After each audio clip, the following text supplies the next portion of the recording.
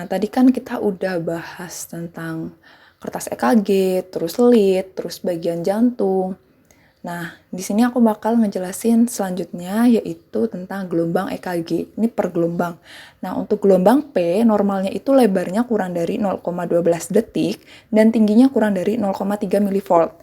Nah, si P ini itu bisa kebalik atau negatif di AVR dan V1. Tapi kalau misal dia kebaliknya atau nggak ada, selain di AVR ataupun V1, kalau yang terbalik itu khusus di AVR dan V1 ya. Kalau misal dia terbalik di selain itu, berarti dia itu bisa terjadi kelainan di atriumnya. Nah, apalagi kalau misal gelombang P-nya nggak ada, itu patut dicurigai ada permasalahan di atriumnya. Nah, terus selanjutnya ada PR interval. Nah, PR interval ini lebarnya kurang dari 0,12 sampai 0,2 detik. Nah, terus selain dari PR interval, lanjut lagi ke gelombang selanjutnya, yaitu kompleks QRS. Nah, gelombang QRS ini lebarnya itu 0,06 sampai 0,12 detik dengan tinggi tergantung dari lead. Nah, terus untuk gelombang Q ini lebarnya kurang dari 0,04 detik dan tinggi atau dalamnya itu kurang dari sepertiga tinggi gelombang R. Nah, gelombang Q ini juga bisa abnormal dan gelombang Q abnormal ini yang disebut juga dengan Q patologis. Nah, terus selanjutnya ada gelombang R. Nah, gelombang R ini positif atau enggak kebalik, itu tuh di lead 1, 2, V5, dan V6. Nah, biasanya itu hanya kecil atau tidak ada sama sekali di lead AVR, V1, dan V2. Nah, tingginya itu kurang dari 27 kotak kecil. Nah, terus selanjutnya ada gelombang S. Nah, gelombang S ini itu tuh terlihat dalam di lead AVR dan V1. Dari V2 sampai V6 akan terlihat makin lama makin menghilang atau berkurang dalamnya. Nah, terus dalamnya itu sekitar kurang dari 7 kotak besar di V1 sampai V2. Nah, tadi kan kita bahas gelombang QRS yang terakhir. Nah, setelah gelombang QRS itu kan ada gelombang T kan. Nah, gelombang T ini positif di lead 1, 2, V3, sampai V6, dan terbalik di AVR. Nah, terus di sebelum gelombang T kan ada ST segmen tuh. Nah, ST segmen ini atau interval ST ini normalnya itu isoelektris atau lurus. Nah, tapi si segmen ST ini itu tuh bisa juga naik ataupun turun. Nah, kalau naik dinamakan dengan ST elevasi, kalau turun dinamakan dengan ST depresi. Nah, setelah dari segmen ST ini juga ada yang namanya QT interval. Nah, QT interval ini lebarnya itu kurang dari setengah interval R ke R atau lebarnya itu kurang dari 2 kotak besar. Dan ini tuh menunjukkan dari aktivitas ventrikel total karena kan dari gelombang QRS itu kan depolarisasi ventrikel ya, sedangkan gelombang T itu adalah repolarisasi ventrikel. Berarti dia itu akan menunjukkan interval ini akan menunjukkan aktivitas ventrikel yang secara total. Tadi kan kita kan udah bahas banyak tuh tentang konduksi jantungnya itu seperti apa, terus kertas EKG itu seperti apa, terus habis itu pemasangan EKG seperti apa, leadnya itu ada di mana aja, pemasangan EKG-nya itu seperti apa, dan nilai normal per tiap gelombangnya. Nah, di sini aku bakal langsung ke bagian cara interpretasi EKG-nya. Nah, caranya yang pertama itu kita menentukan iramanya dulu. Iramanya itu teratur atau tidak teratur. Nah, kalau misal iramanya teratur, itu kita tuh lihatnya itu gimana sih kita menentukan iramanya itu teratur atau enggak? Kita lihat jarak R ke R. Jadi R ke R ke R lagi. Kalau misal di sini jaraknya sama di sini sama, berarti bisa ditentukan bahwa iramanya itu teratur. Nah, kalau misal jarak di sini pendek dan di sini panjang, berarti iramanya itu tidak teratur. Nah, setelah kita menentukan irama, kita menentukan rate-nya. Ini salah ya, bukan rhythm, tapi rate. Nah, rate-nya atau kecepatannya. Berapa kali per menit sih, gitu kan ya. Nah, tadi kan udah tahu tuh iramanya teratur atau tidak teratur. Kalau misal iramanya tidak teratur nih. Nah, kalau misal iramanya tidak teratur, kita harus melihat ke lead 2 panjang. Lead 2 panjang itu yang mana? Lead 2 panjang itu yang biasanya itu di bawah kertas EKG yang panjang banget itu yang nggak kepotong sama yang lain. Dan itu tuh minimal 6 detik. Dan ini tuh rumusnya jumlah gelombang QRS dikali 10. Nah, kalau misal iramanya teratur, kita bisa menggunakan rumus 300 dibagi jumlah kotak besar R ke R. Jadi kan di sini kan tuh kan ada kotak-kotak tuh. Nah, kalau kotak-kotak besarnya itu berapa dihitung. Nah, itu nanti 300 per jumlah kotak besarnya ini dari R ke R-nya itu berapa. Nah, terus kalau kalian mau lihat yang di kotak kecil, atasnya itu tinggal 1500 dibagi jumlah kotak kecil R ke R gitu. Nah, itu tuh untuk menentukan rate di interpretasi EKG. Terus lanjut nih, kita mau bahas tentang contoh soal dari penghitungan rate. Nah, di sini kan R, di sini R, di sini R, di sini R. Nah, dari jarak R ke R ini ada berapa kotak? 1, 2, 3, 4. Di sini ada 1, 2, 3, 4. Di sini ada 1, 2, 3, 4, 5, 6, 7. Nah, di sini kan 4, di sini 4, di sini 7. Berarti iramanya tidak teratur. Nah, kalau iramanya tidak teratur, pakai rumusnya apa? Rumusnya adalah jumlah QRS dikali 10. Nah, QRS-nya itu ada berapa? 1, 2, 3, 4, 5, 6. Berarti sama dengan 6 kali 10. Berarti ada 60 kali per menit. Nah, terus habis itu, kalau misal nih ada contoh lagi. Di sini kan pakainya kotak besar ya. Kalau kotak kecil kelihatannya kecil-kecil banget. Jadi ini di sini pakai kotak besar. Di sini ada 1, 2, 3, 4. Di sini ada 1, 2, 3, 4.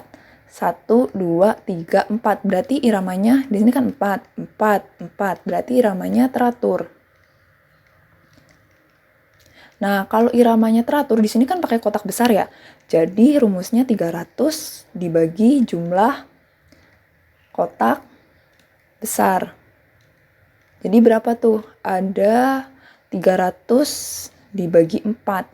Sama dengan 75 kali per menit. Nah, itu untuk contoh soal dari perhitungan rate. Nah, ini tuh tadi yang jawaban yang tadi, jadi bisa dilihat aja. Tadi kan juga udah aku jelasin caranya gimana. Terus kita lanjut ke slide selanjutnya.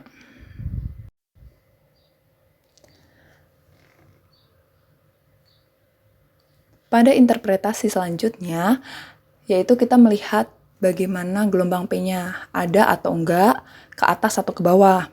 Terus lebarnya normalnya itu berapa kotak, itu nanti dilihat lagi.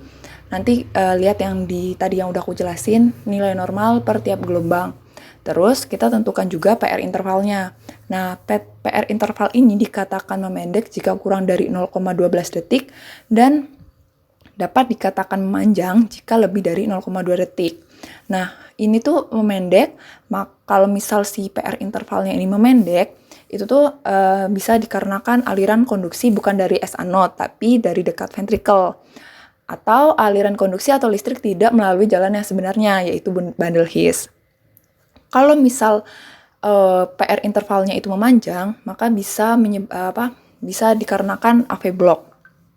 Nanti untuk jenis-jenis EKG yang abnormal itu nanti bakal dibahas di selanjutnya ya, karena di sini cuma membahas tentang interpretasi EKG-nya aja. Nah, terus setelah kita menentukan gelombang P, gelombang PR interval, dan selanjutnya itu kita harus menentukan gelombang QRS-nya. Nah, QRS-nya ini dibagi jadi dua, ada QRS sempit dan QRS lebar. Nah, kalau sempit itu kurang dari 0,12 detik, yang mana ini tuh aliran berasal dari atrium. Nah, kalau lebar itu lebih dari 0,12 detik. Ini salah ya, ini seharusnya lebih dari 0,12 detik. Lebih dari ya, di sini lebih dari 0,12. Nah, itu. Jadi kalau misal dia sempit, berarti alirannya itu berasal dari atrium. Kalau dia lebar atau lebih dari 0,12 detik, itu tuh alirannya berasal dari ventricle. Gitu. Terus tambahan nih, jadi cara interpretasinya selain tadi kita menentukan irama, rate-nya berapa, gelombang key, PR interval, terus QRS-nya itu seperti apa, kita juga bisa menambahkan dengan menentukan axis. Nah, menentukan axis ini, itu tuh sebenarnya itu ada dua cara. Nah, di sini bisa dilihat dulu, di sini itu ada gambar axisnya, dan di sini itu ada gambar yang mengenai lead 1 dan AVF. Jadi nanti gambar-gambar ini nanti ada di nomor 1 tuh berarti di sini, nomor 2 gambar yang kayak gini tuh berarti di sini gitu ya. Nanti ngikutin terus. Jadi nanti dilihat sininya. Nah, terus selanjutnya aku bakal bahas gimana sih cara nentuin aksis pada cara yang pertama. Nah, metode yang pertama yaitu metode kuadran, di mana kita cuma lihat lead 1 dan AVF. Nah, nanti kalau misal hasilnya lead 1-nya positif, lead 2 AVF-nya positif, berarti termasuk ke normal axis. Nah, kalau lead 1-nya positif, AVF-nya negatif, berarti possible LAD. Kalau di sini negatif, di sini positif, berarti RAD. Kalau negatif, berarti extreme axis. Nah, ini untuk letak kuadrannya itu ada di sini. Untuk yang normal axis, positif possible LAD itu di sini. Kalau RAD di sini dan extreme axis di sini, ini kan kayak gini ya. Nah, terus kita lanjut ke contoh soal aja biar lebih gampang ya. Jadi untuk metode 1 ini. Nih, untuk lead 1-nya modelnya tuh begini. Nah, modelnya begini itu ada di sini nih. Nah, kayak gini. Jadi yang diarsir itu yang sebelah sini. Nanti yang gambar-gambar ini lihat di tabel yang sebelumnya ya. Biar lebih jelas. Jadi di sini kan yang diarsir gambarnya kayak gini, yang diarsir sebelah sini. Nah, sedangkan AVF gambarnya tuh kayak gini. Nah, yang diarsir tuh yang bagian atas. Nanti untuk gambar-gambarnya lihat di tabel yang sebelumnya untuk yang menentukan aksis. Nah, terus di sini perpotongannya itu di mana? Nah, kan di sini ya. Nah, perpotongannya kan tadi kan ini kan ke sini sama ini ke sini. Berarti perpotongannya ada di sini. Nah, kalau perpotongannya ada di sini disebut juga dengan possible LAD gitu. Itu untuk penentuan aksis yang pertama. Jadi, patokannya itu kita lihat di yang tabel tadi yang lead 1 sama AVF gitu. Nanti terus kita tentuin tempat mana sih yang sama-sama diarsir sama dua lead itu, dari lead 1 sama lead AVF gitu. Selanjutnya, di sini aku bakal bahas tentang penentuan aksis menggunakan metode yang kedua, yaitu dengan three lead analysis. Nah, three lead analysis ini kita melihat dari lead 1, lead 2, dan AVF. Lead 3 atau AVF ya. Nanti untuk lead 1, lead 2, itu tuh nanti penentuannya sama yang tadi di tabel yang lead 1. Nah, untuk yang AVF yang di tabel AVF-nya. Nah, kalau ketiganya positif, hasilnya berada pada kuadran yang positif, itu tuh disebut juga dengan normal aksis. Tapi kalau yang positifnya itu cuma di lead 1, disebut juga LAD psikologikal. Nah, kalau yang positif itu di lead 1, tapi negatifnya ada 2, di lead 2 sama lead 3 itu disebut juga LAD patologikal. Kalau yang tadi LAD psikologikal, si lead 2-nya itu equipasik atau gelombang R sama gelombang S-nya itu sama. Nah, kalau yang LAD itu kan negatif sama positif. Positifnya itu cuma di lead 1. Nah, kalau RAD itu tuh dia cuma negatif di lead 1. Negatif di lead 1. Itu RAD. Kalau extreme axis itu tuh semuanya negatif. Nah, kalau indeterminate itu tuh semuanya itu R sama dengan S di lead 1, lead 2, lead 3 itu namanya indeterminate. Kalau extreme axis itu semuanya negatif. Itu untuk metode 2, three lead analysis. Nah, untuk contoh soalnya sih sebenarnya sama aja. Kita nanti cari arsiran yang mana itu tiga-tiganya itu ada di arsiran yang sama. Kayak tadi, kalau yang di lead 1 misal ini lead 1-nya itu di sebelah sini. Nanti ini gelombangnya itu lihat yang di tabel yang tadi ya. Jadi lead 1-nya itu lihat di sini. Terus lead 2-nya itu ternyata di sini. Nah, AVF-nya ternyata di sini. Berarti perpotongannya ada di mana? kan tadi kan yang lead 1 di sini, lead 2 di sini, terus lead 3 ada di sini, berarti perpotongannya itu ada di sini. Nah, ini dinamakan dengan RAD. Contohnya itu seperti itu, sama kayak yang tadi. Jadi kita menentukan perpotongan yang dimana lead 1, lead 2, AVF itu berada di satu tempat gitu.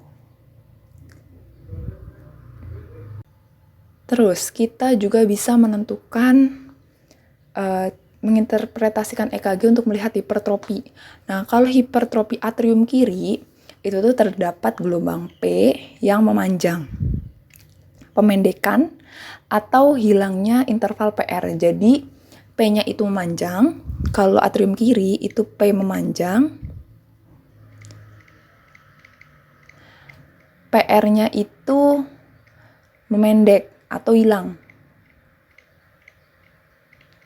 Nah, kalau atrium kanan itu tuh dicurigai jika ditemukan gelombang P yang tinggi. Kalau tadi kan memanjang, berarti gelombang P-nya kayak gini ya. Nah, kayak gini. Kalau atrium kanan, gelombang P-nya tinggi, berarti kayak gini. Nah, ini atrium kanan. Nah, kalau hipertrofi ventrikel kanan, itu tuh nanti dihitungnya pakai rumus. Gelombang R di V1 per gelombang S di V1 sama dengan lebih dari 1. Kalau misal hasilnya lebih dari 1, berarti hipertrofi ventrikel kanan. Tapi kalau hasilnya ini kurang dari 1, berarti masih normal. Kalau misal untuk hipertrofi ventrikel kiri, itu tuh rumusnya gelombang S di V1 ditambah gelombang R di V5 dibagi gelombang R di V6. Sama dengan lebih dari 35 mm. Jadi kalau misal ini masih kurang dari 35, berarti masih normal, bukan hipertrofi ventrikel kiri.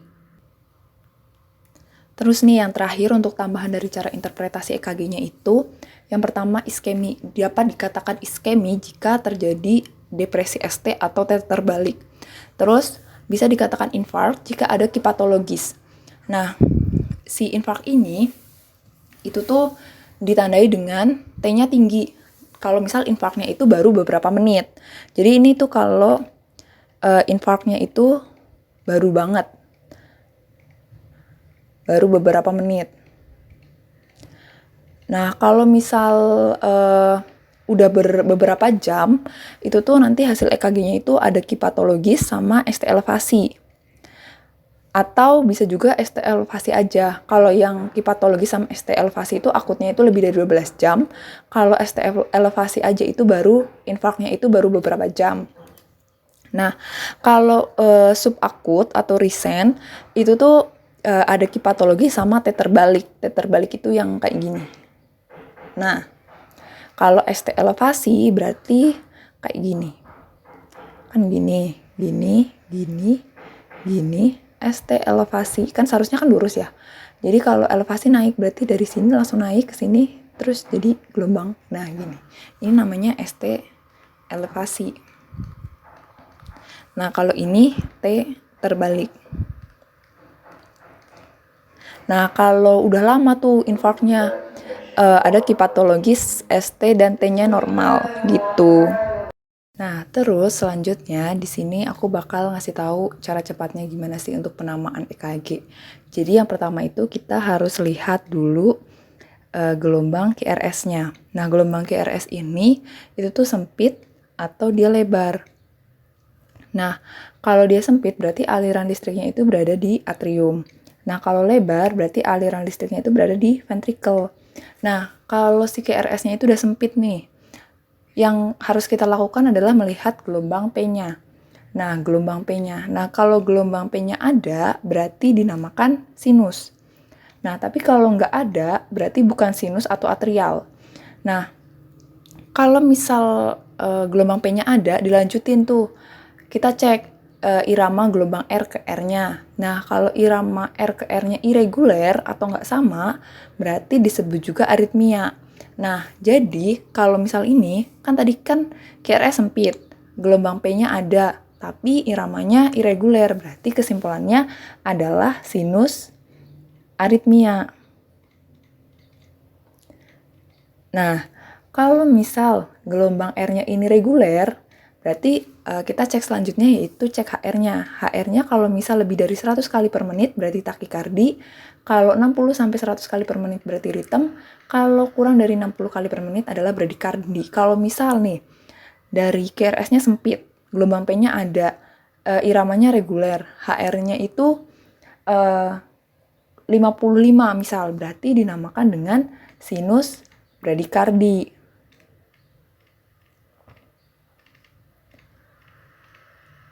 Nah, terus kalau misal nih gelombang QRS-nya itu lebar, berarti langsung ke, kalau misal dia lebar berarti kemungkinannya ada dua, idioventrikel atau junctional. Nah, idioventrikel atau junctional ini dibagi jadi dua, yaitu ada takikardi dan fibrilasi. Kalau takikardi itu lebih dari 100, kalau fibrilasi itu bentuknya itu nggak beraturan. Jadi kalau misal dia QRS-nya lebar tuh, berarti udah dipastikan nih idioventrikel atau enggak junctional. Nah, terus dia takikardi. Misal HR-nya itu ada 120, berarti bisa juga dia itu kena ventrikular takikardi.